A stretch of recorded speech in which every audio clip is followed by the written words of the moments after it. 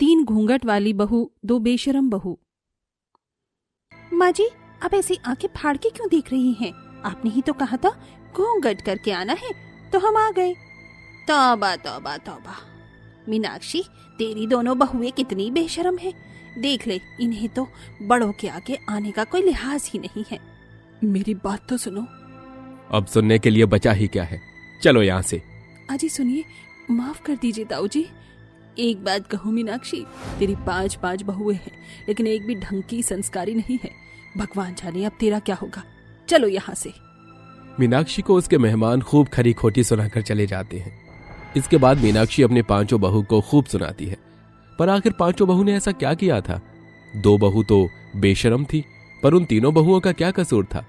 पूरी बात क्या थी, ये जानने के लिए कहानी के शुरुआती भाग में चलते हैं, जहां 5 बहू गृह प्रवेश करके ससुराल में आती हैं। बहुओं, अब से मेरी सारी चिंता और जिम्मेदारी खत्म, क्योंकि तुम 5 जो आ गई हो। अब इस घर की बागडोर तुम्हें ही संभालनी है। जी माँ जी, आप निश्चिंत रहिए, हम 5 हैं ना। जी माँ जी। व्हाट? तुमने हमें काउंट क्यों किया है? हम इस घर का काम करने आए हैं क्या, नौकरानी वाला? ये तो तुम तीनों को ही शोभा देता है, घूंघट वाली बाई। बिल्कुल ठीक कहा मोहिनी ने। बाय द वे, तुम तीनों घूंघट में क्यों हो? माँ जी ने बोला है या मुंह दिखाने में शर्म आती है?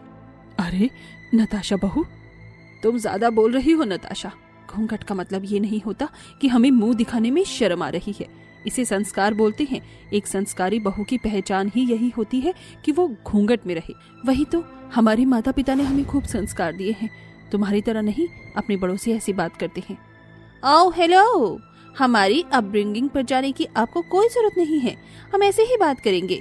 गया वो जमाना जब शर्म हया घूंघट तक रहती थी। अरे अरे बस करो तुम 5 बहू, आपस में ही लड़ने लग गई। ऐसा करोगी आज ही तो कल कैसे दिन गुजारोगी? हाँ बहू, ऐसे लड़ते नहीं है।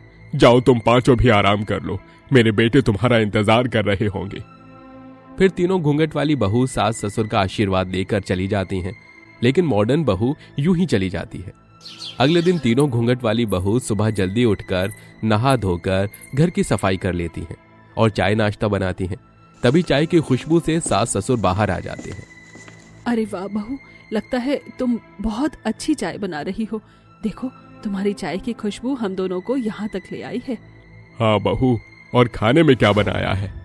माँ जी, पापा जी, ब्रेड पकौड़ी, चटपटी पोहा, चाय और मीठे में मूंग दाल का हलवा। अरे बहू, इतना अच्छा खाना मेरे से तो सब्र नहीं हो रहा। बहू जल्दी लेकर आओ। बस 2 मिनट पापा जी, लेकर आई। दोनों रसोई से निकलते हैं कि अचानक से घर में बहुत तेज साउंड में गाने सुनाई देते हैं। सास ससुर के साथ तीनों बहुएं उस जगह पहुंच जाती हैं जहां दोनों मॉडर्न बेशर्म बहू टेरेस पर गाना बजाकर शॉर्ट्स में एक्सरसाइज कर रही थी। ये 1 2 3 4 3 4 1 2 3, ये जो इज मोहिनी, अच्छे से करो, हमें अपनी फिटनेस बरकरार रखनी है। हाँ बिल्कुल, ये 1 2 3 4 5 6 7 8 9 10। अब लेफ्ट लेग वाली एक्सरसाइज यार। बहुओं, ये क्या बदतमीजी है? सुबह सुबह साड़ी में तुम्हें रसोई में होना चाहिए था, और ये। अरे बाप रे बाप, ये बहुओं ने क्या कर दिया? छत पर तो दुनिया ने देख लिया होगा कि हमारी नई बहुएं कैसी हैं।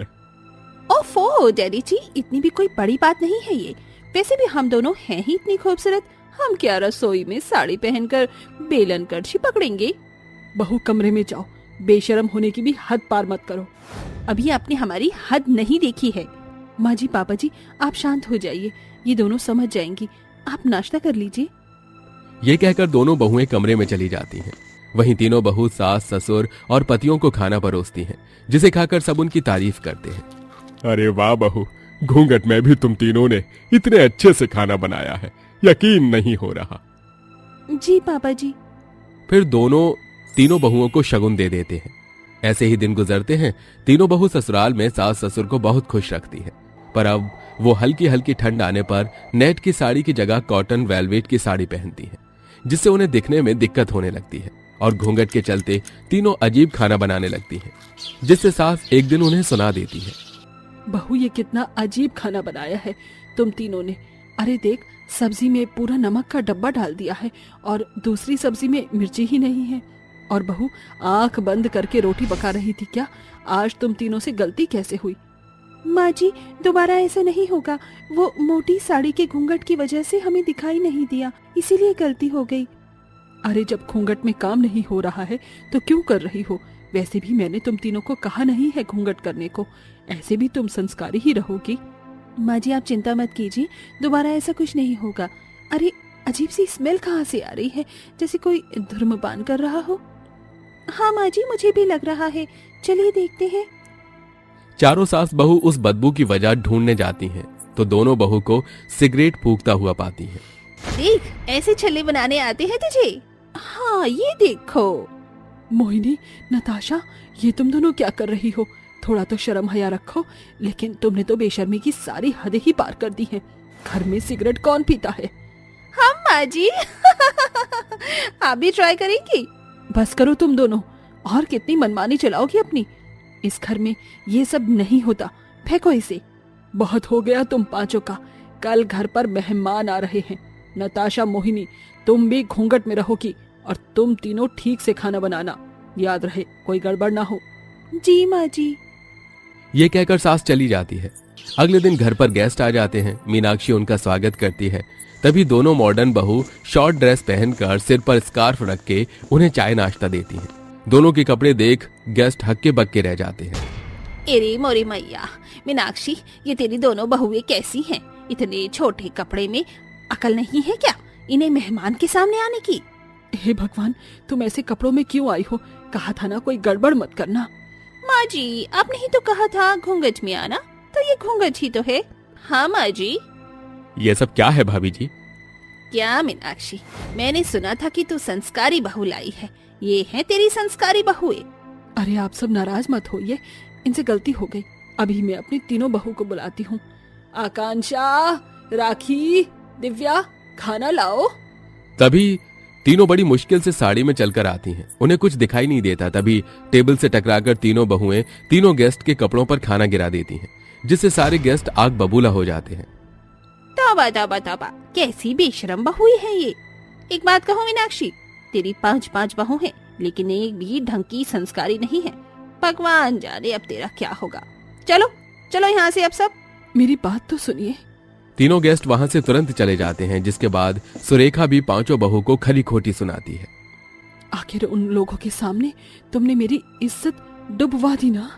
कितना कहा था कि तीनों बहू घूंघट हटा लो, अगर नहीं कुछ दिखाई दे रहा। फिर भी आ गई घूंघट में। और तुम दोनों, तुम्हें पता नहीं है घूंघट कैसा होता है, जो 1-1 मीटर के कपड़े को सर पर रख कर ले आई। कोई साड़ी, पेटीकोट, ब्लाउज कुछ नहीं। मेरे ही कर्म फूट गए हैं जो मैं ऐसी बहुएं ले आई अपने घर में। मेरे बेटा कितना परेशान होते होंगे। ऐसा करो, तुम अपना बैग पैक करो और अपने अपने घर जाओ, मैं अकेले संभाल लूंगी। सास की आंखों में आंसू और अपनी गलती का एहसास होते ही पांचों बहू सास के पैरों में पड़ जाती है। माँ जी, हमसे गलती हो गई, हम पांचों को माफ कर दीजिए। हमें ऐसा नहीं करना चाहिए था। माँ जी, अब से हम साड़ी पहनेंगे और घर के काम भी करेंगे। और माँ जी, हम तीनों घूंघट हटाकर काम करेंगे। जैसा कि आपने कहा था कि संस्कार घूंघट करने से नहीं झलकते हैं, वो गुणों में ही संस्कार झलकना चाहिए। शुक्र है तुम पांचों को अकल आ गई। उस दिन से पांचों बहू सुधर कर एक साथ ससुराल की जिम्मेदारी संभालती हैं और दोनों बेशरम बहुएं भी गंदी आदतें छोड़कर अच्छी आदतें अपनाती हैं।